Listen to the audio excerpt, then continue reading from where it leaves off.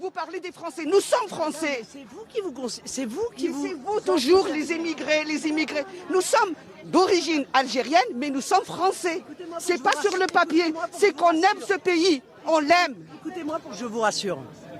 Tous les Français, quelle que soit leur origine, quelle que soit leur religion, quel que soit leur prénom, quel que soit quoi que ce soit, tous les Français, je me bats pour eux. Mais il faut tenir ce discours tout le temps. Il ne faut pas changer. On se bat pour la même chose. Pour l'achat, pour tout, pour nos enfants. Tous les Français sont concernés par mon projet, sans exception. Je ne peux pas vous dire mieux. Ça me va. Voilà.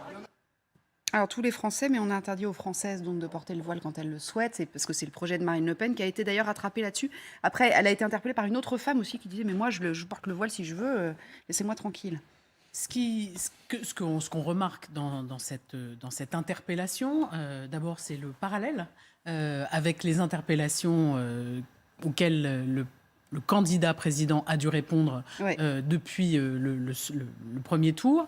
Et là, ce qu'on remarque, c'est une forme de peur qui s'est peut-être exprimée lors du premier tour dans les quartiers dits populaires, les banlieues, qui, plutôt que de se porter sur Emmanuel Macron, se sont portés sur Jean-Luc Mélenchon parce qu'ils ont le sentiment, ces habitants issus de l'immigration, mais français, d'être discriminés. Et c'est cette peur et ce sentiment d'injustice qui, me semble-t-il, s'exprime là. Et c'est vrai que pour une Marine Le Pen qui essaye de lisser son image, comme on le dit depuis longtemps, en fait, ça la rattrape. Est-ce que c'est pour ça, Jean-Luc Manot, qu'elle ne fait pas trop ce genre de choses? Je disais tout à l'heure, assez là, elle a tenté le bain de foule. Depuis le début de la semaine, elle n'en avait pas fait. Ou quasi pas. C'est-à-dire que depuis le début de la semaine, moi j'avais dit longtemps ici que j'ai trouvé que Emmanuel Macron avait fait une mauvaise campagne de premier tour. C'est pour ça que je peux m'autoriser à dire que je trouve que Marine Le Pen fait une mauvaise campagne de second tour. Je pense qu'elle est dans une erreur stratégique. Marine Le Pen, elle est forte sur quoi? Elle est forte sur le pouvoir d'achat. Et ça, c'est assez général, universel. Ça ne veut pas dire que ses mesures sont bonnes, ça veut dire qu'en tout cas, elle a préempté ce sujet.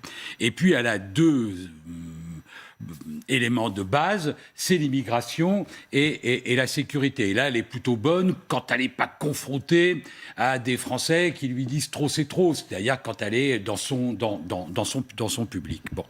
Et curieusement, on est aujourd'hui vendredi, et donc on a passé lundi, mardi, mercredi, jeudi à être sur d'autres thématiques et d'être sur les points les plus faibles sur lesquels il n'y a pas eu de révélation de compétences acquises. On a vu sur l'état de droit beaucoup de dureté sur le projet, et y compris dans l'expression du projet. Et on a vu un exercice, on va dire laborieux pour ne pas être méchant, sur les questions de politique étrangère, mais avec le sentiment que tout ça a été tiré du guide vert. Et donc, voilà, elle est à contrario, elle n'est pas sur ses points forts. La seule chose qui peut faire gagner Marine Le Pen, de mon point de vue, c'est d'arriver à coaliser assez de force pour que le référendum anti-Macron soit plus fort que le référendum c'est ce qu'elle a tenté de faire hier soir, anti-Le Pen. Oui, mais vous voyez, ça l'amène à des extrémités. Je regardais les images quand elle était dans cette église de la purification. Pour aller à la purification, vous savez, il faut y aller en eau blanche et seule. Là, il y avait un personnage très intéressant à ses côtés qui a réapparu dans la campagne, c'est Thierry Mariani.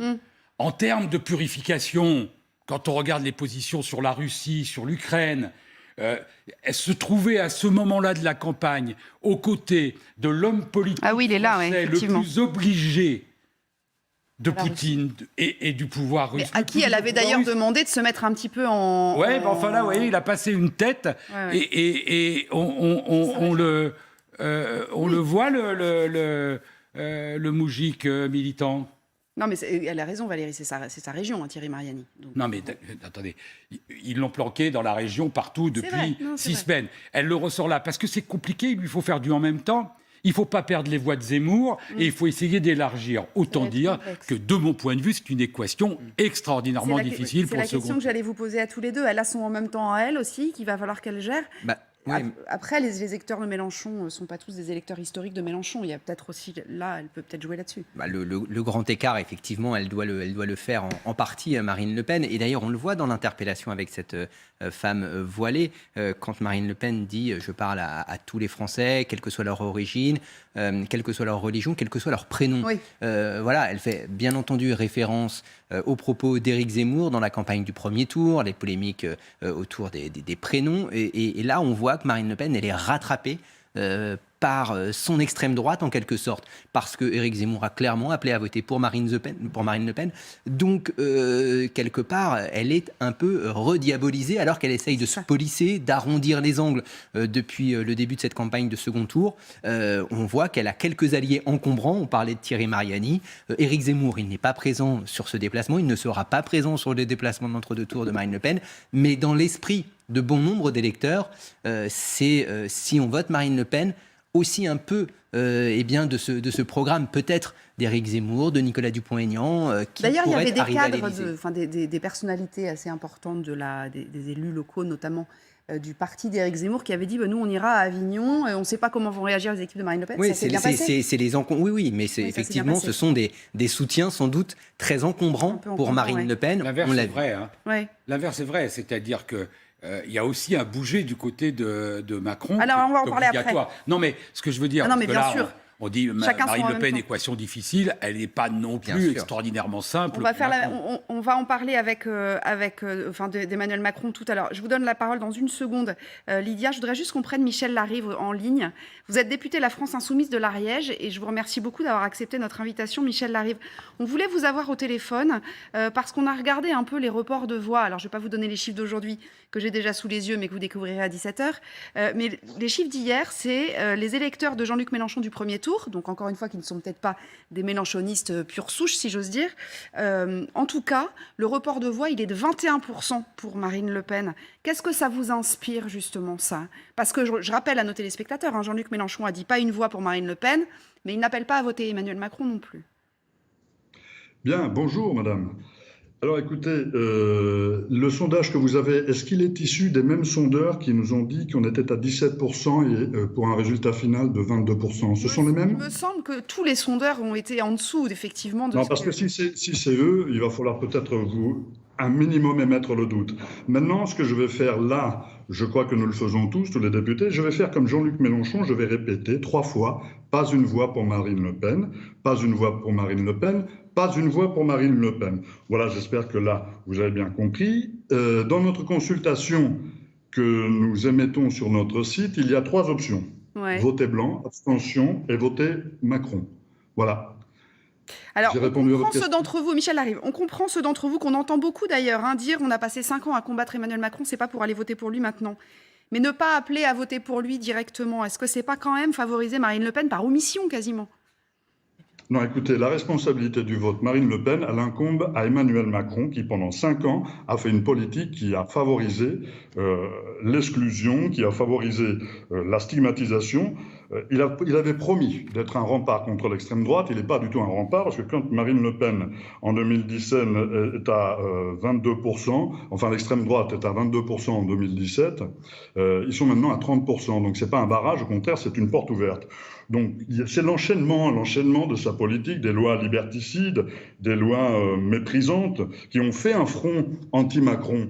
S'il y a un vote Le Pen élevé, il n'est dû qu'à la politique d'Emmanuel Macron pendant ce dernier quinquennat. Juste une question, et vous allez me donner votre avis personnel. On sait comment ça s'est passé, par exemple, du côté des Républicains. Valérie Pécresse a dit « Moi, personnellement, je voterai Emmanuel Macron ». Est-ce que Jean-Luc Mélenchon devrait dire ce qu'il voterait, lui, personnellement ? Ce qu'il ne l'a pas fait. Mais non, pas du tout. Écoutez, Madame Pécresse fait comme elle veut. Elle est dans un jeu politique qui fait qu'elle a plutôt des choses à sauver qu'autre chose. Donc, écoutez, même moi, je vous dirai pas pour qui je vote. Mon vote reste secret. C'est un principe pour moi secret. Je veux faire quelque chose et je vous dirai par quoi. Mais je voulais pas demander et je demande pas à ce que M. Mélenchon le fasse. Je vous posais la question de est-ce que ce serait malin de le faire. Mais je vous remercie beaucoup en tout cas d'avoir été avec nous, Michel Larive. On voit bien que c'est compliqué. Alors je vous avais préparé un petit, enfin pas moi d'ailleurs, l'équipe, vous avez préparé un petit. On a le temps ou pas? Oui, on va regarder les rapports entre Marine Le Pen et la France Insoumise et je vous fais réagir après, Lydia. L'extrême gauche dominée par les islamo-trotskistes de la France insoumise. Un salmigondi de contestataires qui puisent leur inspiration dans les pires dictatures cubaines hier et maintenant vénézuéliennes. Les insoumis ne sont pas une opposition, c'est un groupe d'agités qui ne s'opposent pas mais se donnent en spectacle. Je voudrais dire aux électeurs de Jean-Luc Mélenchon que je sais extrêmement attaché à notre système de protection sociale. Très certainement, un certain nombre d'électeurs de Jean-Luc Mélenchon peuvent être intéressés par cette protection que je leur offre. Il y a quand même des choses qui les rassemblent aussi parfois, non ? Il y a quand même beaucoup de choses qui les divisent. Normalement, historiquement, il y a beaucoup de choses qui les divisent. Et je ne comprends pas qu'un électeur de gauche puisse aujourd'hui avoir un doute, une hésitation entre un vote pour Emmanuel Macron et pour Marine Le Pen. Ce serait un vote contre Emmanuel Macron, en fait. De la génération qui a défilé en 2002. Ouais. J'avais 16 ans, j'ai défilé contre Jean-Marie Le Pen. Et je ne comprends pas, quand on est de gauche, pouvoir dire c'est à peu près la même chose.